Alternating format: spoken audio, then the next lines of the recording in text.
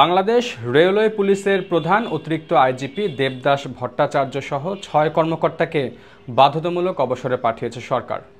রোববার স্বরাষ্ট্র মন্ত্রণালয়ের পৃথক পৃথক প্রজ্ঞাপনে ৬ কর্মকর্তাকে বাধ্যতামূলক অবসরে পাঠানো হয়। সিনিয়র সচিব ডক্টর মোহাম্মদ আব্দুল মোমেন স্বাক্ষরিত প্রজ্ঞাপনে এই বিষয়গুলো জানানো হয়েছে।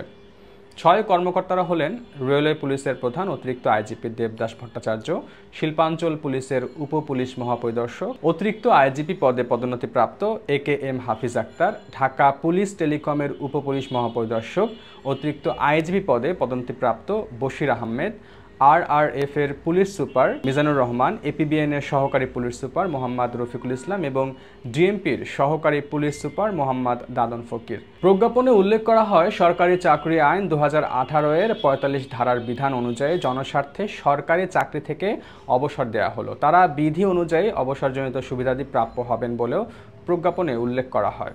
এর আগে 13 অক্টোবর পুলিশের বিশেষ শাখা SBর সাবেক প্রধান অতিরিক্ত আইজিপি মোহাম্মদ মনিরুল ইসলাম ও সদ্য সাবেক ডিএমপি কমিশনার হাবিবুর রহমানকে বাধ্যতামূলক অবসরে পাঠানো হয়েছে।